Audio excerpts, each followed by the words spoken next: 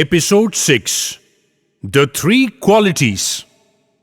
Let me share another story with you today. In Vrindavan, every year the farmer would do a yagna for Indra, the god of rains. Now one year, Krishna tells all the farmers in the village, "Why are you praying to Lord Indra? He is naturally the rain god, and it is his duty to shower rains." Krishna puts forward a suggestion, let us pray to the mountain of Govardhana.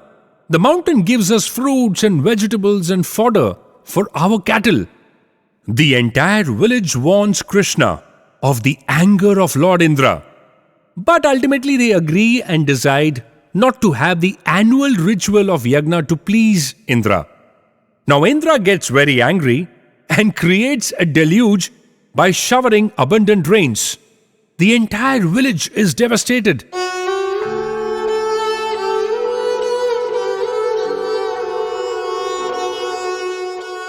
And at that time, Lord Krishna lifts the Govardhan mountain and gives shelter to the village from this torrential downpour.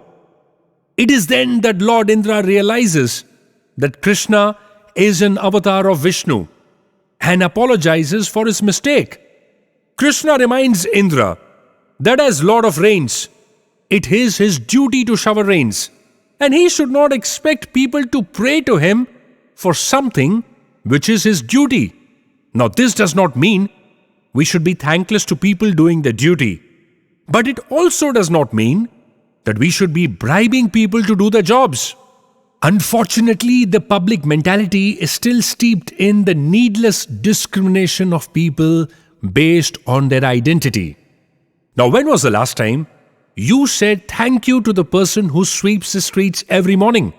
When was the last time you politely smiled at the waiter and excused an error on his part? Don't they all go about doing their duties, not expecting anything great in return? Action in itself is not good or bad. What matters is the thought behind the action. A knife is used by a murderer to kill and a surgeon to heal. So the knife is neither good nor bad. It is the thought or the purpose that decides if the action is good or bad.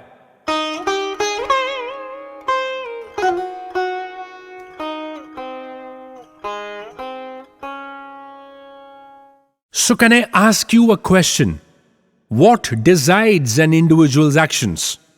Previously, we learnt that all human beings are made of the same elements, that is earth, water, fire, air, and space.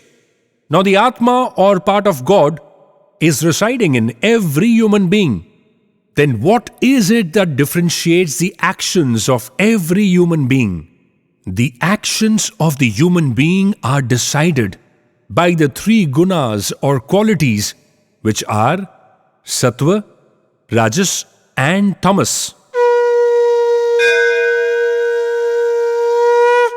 Every human being has all of these three qualities, and the proportion of these three qualities in a single individual decides the course of karma. Now, Sattva guna means purity and is characterized by calmness, thought clarity, truthfulness, righteousness, and justice. A person dominated by Sattva guna will think of the society, nature, and his fellow beings before himself. This person's life is full of sacrifices for the common good. Visionary leaders like Jamshedji Tata, a contemplative person like Swami Vivekanand, the selfless Mother Teresa, are all people who had a dominant Sattva guna. The guna or characteristic of tamas resembles darkness and lack of awareness between right and wrong. It is not that the person enjoys doing wrong acts. The problem is that they are unable to identify between right and wrong. Let me give you an example.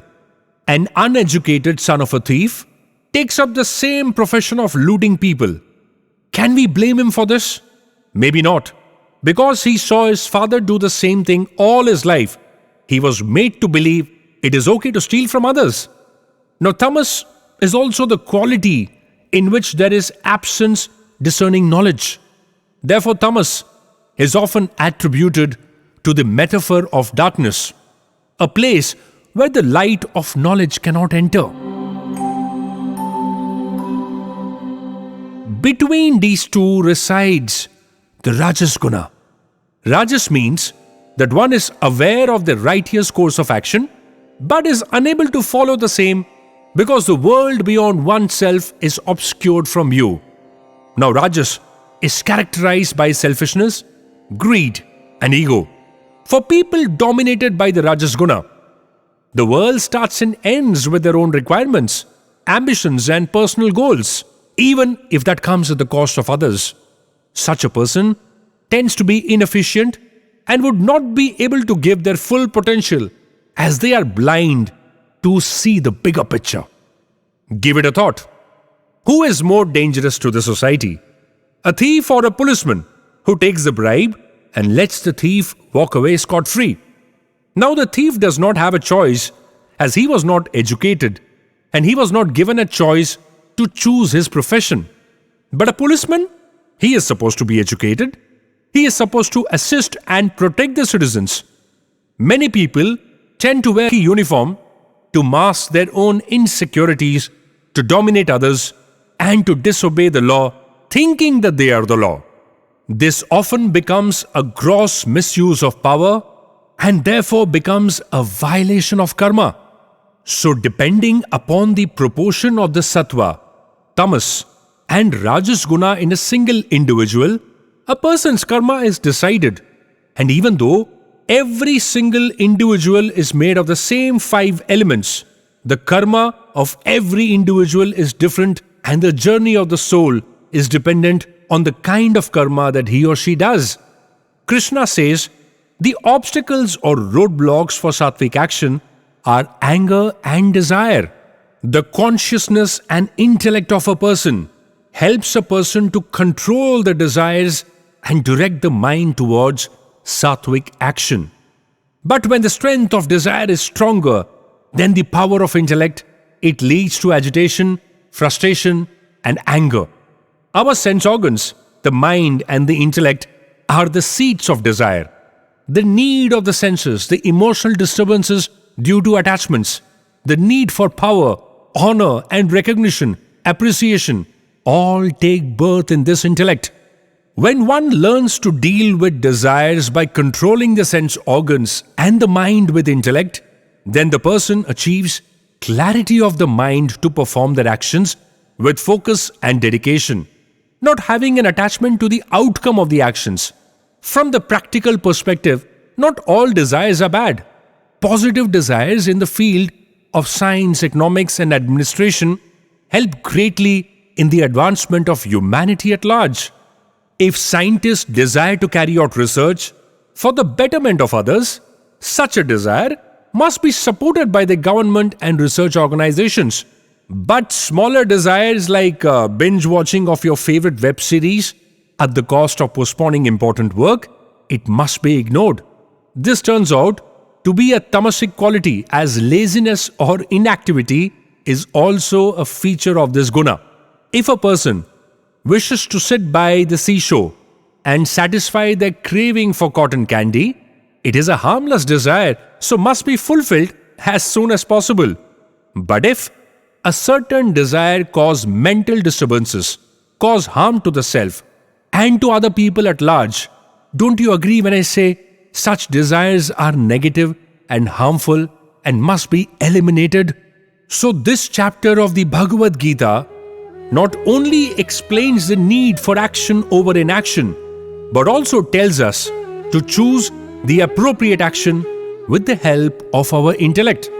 These actions must be for the betterment of the society at large and not just for fulfilling one's own selfish desires.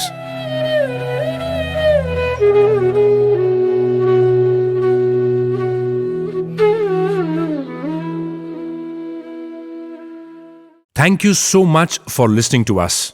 If you like what you heard, do feel free to comment in, like, and subscribe to our channel.